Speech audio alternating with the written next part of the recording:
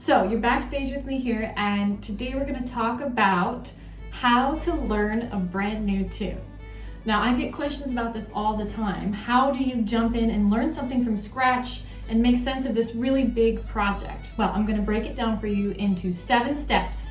So get ready, get your pen and paper, and we're going to make sense of this big project by breaking it into some really tangible, really important steps to lead to success in learning a brand new piece or fiddle tune. All right, so your very first step when you're learning a new piece, and this applies to any piece of music, whether it's fiddle music, whether it's a classical piece, whether it's a new song, is that you should listen to it. Yes, number 1, listen to it. Now, this sounds obvious, but for so many of us, myself included, when we're pressed for time, we want to cheat and skip this part in order to jump right in. And it seems like this would save time, but it really never does. Trust me. So listen to the full thing in its entirety at least one time, hopefully many more times, but at least once, so that you get a sense of the scope, of the form. You hear the general sense of tonality. You just need to listen through it all the way through one time at least. Really, you should listen to this as many times as possible before you start playing. The more the better. Listen while you brush your teeth, while you're making coffee, while you're in the shower, while you're driving to work. Just have it on so that it starts to really permeate into your body, into your mind, and I promise this will really, really help. And practice sometimes listening without any other distraction, just sitting there listening. And other times you can just have it playing around in the background, okay? So that's your first step. Make sure you listen to it and don't skip this step. Don't skip number 1. Step number 2, identify the form of the piece. So sit down and start to make sense of the actual format that this piece is following. This might be, if it's a fiddle tune, an A part and a B part that each repeat once or twice. It might be theme 1, theme 2, recapitulation, development, any of those different classical forms. It might be a rondo. Just make sense of what's happening so you have a roadmap for where you're going as you listen to. And you should write it down. So make yourself a little visual example. This could be, if you're looking at a sheet of music already, writing notes on each part to tell you what part of the form you're in. You could color code it, you could make all kinds of fun things with that, but if you're visually looking at it already, start making notes. If you're not and you're just learning by ear, I love to grab a little sticky note or a simple piece of paper to just write a general sense, like maybe it's A part times 2, then B part times 2, and what key center they're each in. Really simple, just a general scope of what's happening. And you should be able to mostly do this while you're listening to the piece as it happens. So put it on, start making notes. All right, your third step is to look for repeats and patterns within this form. Now you've started to really listen to it, you know it well. This is where it gets fun. I love to start by figuring out ways that I can make the learning process easier for myself. So as you're listening, look at this new piece and identify where there are repeated phrases or sections. So maybe you hear at the end of each A part, there's a similar thing. Or at the end of the B part, you have the same thing that you had at the end of the A part. Or perhaps in a development situation, you have the same theme, but it's just in a different key now. So I've already learned to play it once, but now I'm playing it in a different key. Really start to notice where these all are and mark it down.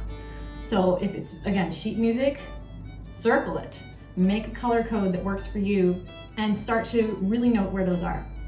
And the second part of this, as you've learned where the repeats and patterns are, is that you should learn these first. So you've identified them, now you're gonna sit down and learn them, and you'll actually find that you've learned way more of the piece than the amount of time you put in by really focusing on the spots that get you the most bang for your buck, if you know what I mean. So learn these repetitive sections first, because they'll become the building blocks of putting together the full piece or tune.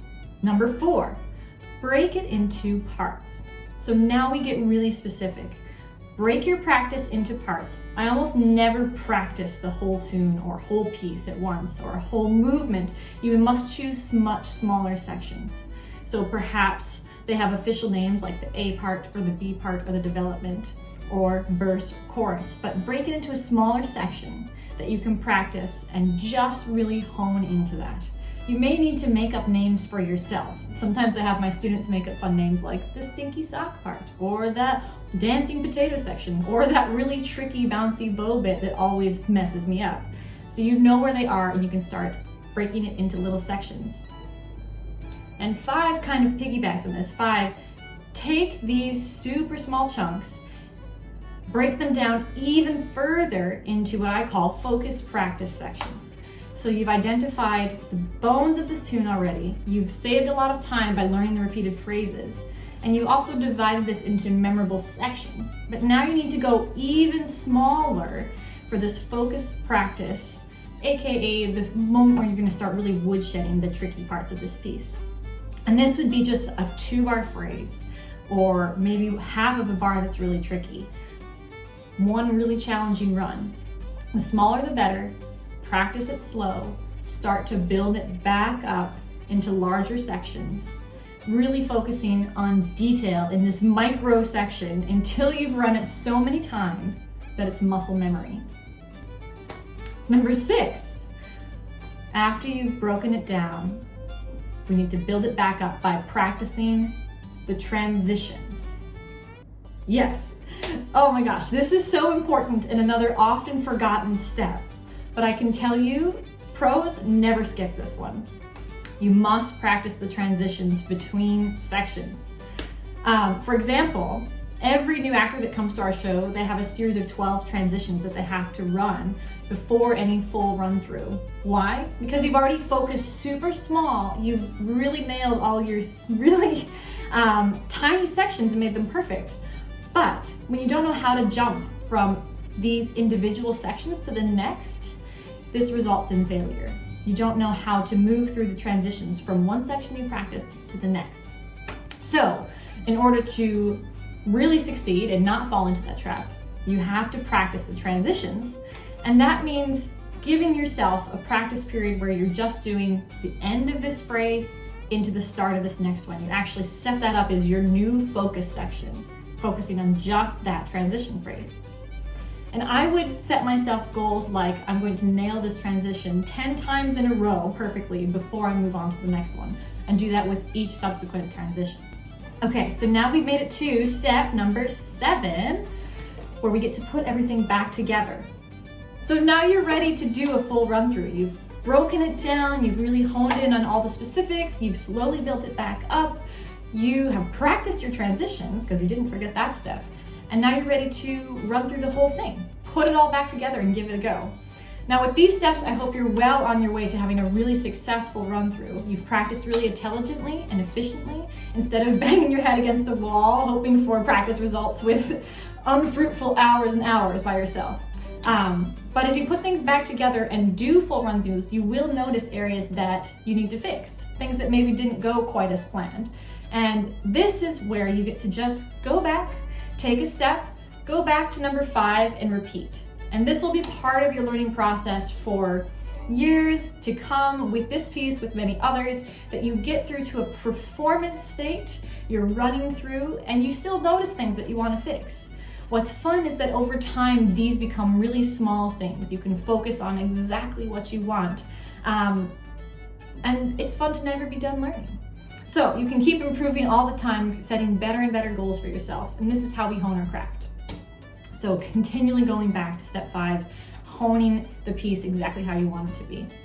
And every time you get to work on a new piece or a new tune, you'll get better at this process as well. It'll make more sense how you want to step it out, and you'll get faster at learning, at recognizing sections, and building everything back together.